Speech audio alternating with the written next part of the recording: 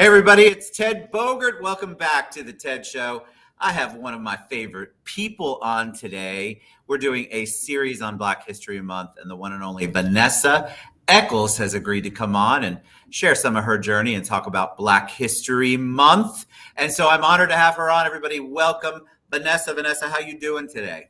I am great. Thanks for having me on the show. I'm very happy to be here. I am always honored when you come on, and I mean that from the heart. You're always very gracious when I ask. You do so much in the community. I want to talk about Black History Month.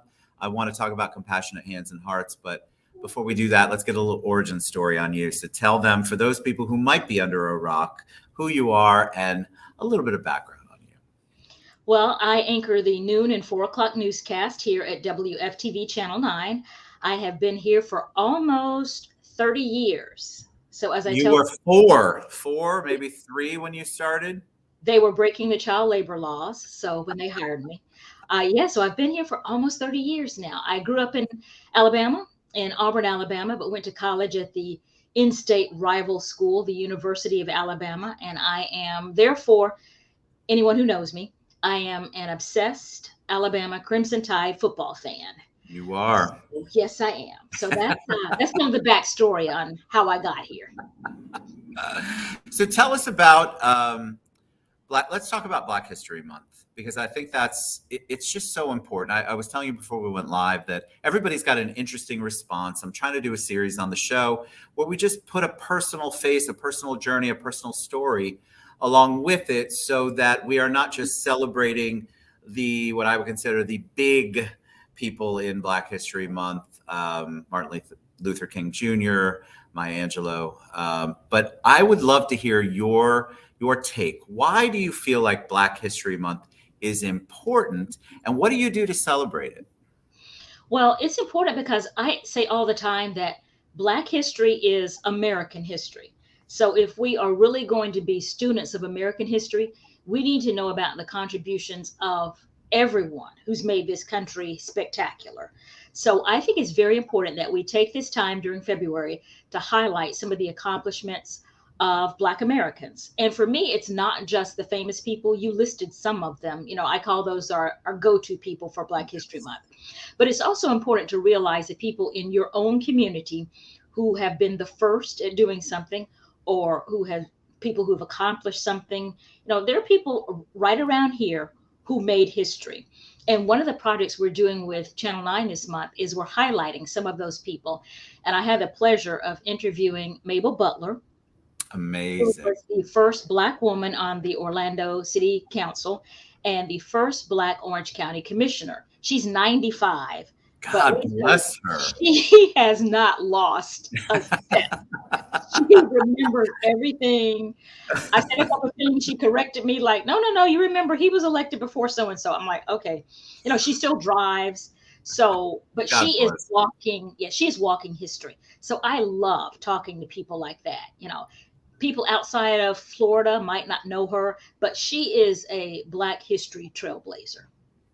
It's interesting, and I love the fact that she's still spunky, got her stuff together. She probably remembers more than I can remember. But I think it's important. What you pointed out is so crucial to talk about. I feel like there are the goats, the big people, Martin Luther King Jr., for example. But we have so many in our backyard. I saw that there was a series on Belvin Perry Sr. There are series on so many that we don't necessarily know about. One of the things I want to ask you about, because you do a podcast, which I have been very honored to be on, Colorblind. And one of the things that is interesting as a white man, I asked, when I do an invite, should I mention Black History Month? Do I have to say African American History Month? That is, as a white person, sometimes we get caught up on that. And I think that's okay, because we're trying to learn and we want to say it right. What's your thoughts on that? Well, I think we call it Black History Month because we are including people who are African American, but also people who would say that they consider themselves Haitian American or Yes. Jamaican American. So that's why I think it encompasses everybody to say Black History Month. And I love that you will ask questions. That's the thing with the podcast. I tell people it is the safe place and space to ask those questions, because so many times people want to know things, but they feel that they're going to insult people, or they're going to say something wrong or offensive. But I always say, if you come at it with a heart that is pure, then no one is going to be offended. I mean, we may kind of give you the side eye, like, why don't you know that? But then after that, we will say, well, I'm glad you asked, and then proceed to answer the question. But I think that is the important thing, just to have the courage, and it does take courage, just to have the courage to step forward and admit what you don't know, and say, here's what I want to know. Yes, and that's what I loved when we were on your podcast. It was me, Retta Hussein. Um, I'm drawing a blank right now. Hank was on Yeah, it. Hank Van Putten, he's with the Valenti Yes, College Peace and Justice Institute. I learned so much by not being afraid to ask the questions. The point of view that they were both willing to share with me, and if they gave me side eye, I would have probably smiled anyway. But what I loved about it was an open forum, and I think that's what we need to get to. We need to get to a place where we're having the open dialogue and the open discussion. Absolutely. We can never walk in your shoes, but I think it's so important for us to try to understand, to really give it our effort. And the only way we can do that is if we ask the questions that we don't know the answer to, and to go to the source. A lot of us, we were just talking before we went live, how somebody said I was a TV star or whatever their words were. We get so much of our news, our information from social media. And sometimes we just follow along and we don't question and we don't ask. And it's just so important to have those dialogues. You do so much in the community, and I must recognize you. You are an advocate, a big a community oriented human being, which I love and respect about you. Talk about Compassionate Hands and Hearts Breast Cancer Outreach.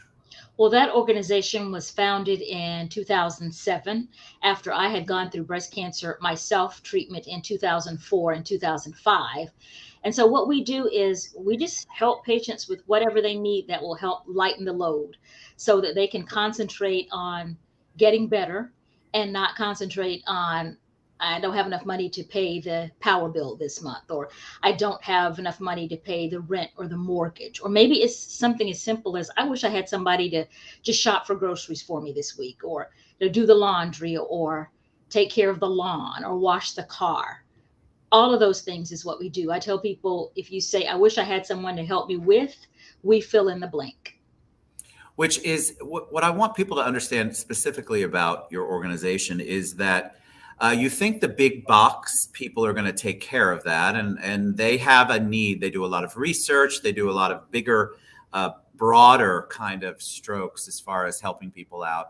But we really depend in any arena, especially the breast cancer awareness arena, that we depend on the local people to help out. There are needs that the big box organizations just don't address. And imagine that you have cancer and you can't pay your bill because you haven't been able to work. And there's just so many things that you all help out. I watched a video where you all gave checks to individuals, and I've watched it a whole bunch of times, and I know you do it a lot, but it just made me cry because you're already going through it as a cancer survivor. You go through it and you just have to push through. But how amazing is it to know that you've got that support system like Compassionate Hands and Hearts provides? Absolutely. And I tell people all the time that when I was going through treatment, I was very blessed in that, now I had insurance, I was able to pay bills and all of that. But at some point I was, almost offended that, how can the power company expect me to pay my bill? Don't they know I'm going through treatment? The nerve of them. The nerve. Your life stops, but everything else keeps going. The power company still wants their money. You still have to pay your mortgage. No one's cutting you any slack about that. It's like, we are very sorry that you're going through cancer treatment. Pay your bill by the 5th of the month. Pay So up. all that Pay up. still Pay going on. up. So I can't imagine what it was like for people who really. We had one patient who her power was turned off in the summer, so she was coming home from chemotherapy to this hot house, and we were able to get her utilities turned back on that same day. So it's those kind of stories. People in our community are really struggling. They are. And I had one, this is before I knew about your organization. Somebody reached out to me and she was trying to get help. And unfortunately, she got evicted.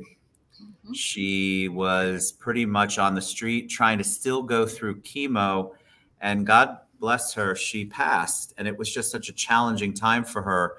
I can't even imagine the stress. It's stressful enough to go through what we go through as cancer patients, let alone worrying about food and shelter and how am I going to get myself to treatment. These are the things Oh, that the big box places, that's not their wheelhouse, and so we depend on local, state, regional kind of organizations, much like Compassionate Hands and Hearts, to help out with that need. All right, Vanessa, what's the best way? I mean, if you don't know Vanessa Echols, I don't know what's going on in your world, but what's the best way for them to reach out to learn more?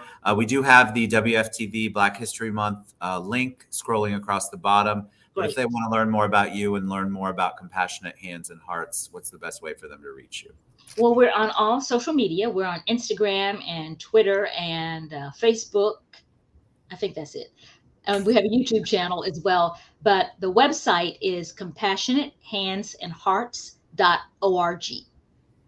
Beautiful. Thank you so much for taking time. It's Thank you. always a joy. You've got all this positive energy, and you give so much back. So kudos to you. I respect and Thank you very admire much. you so much.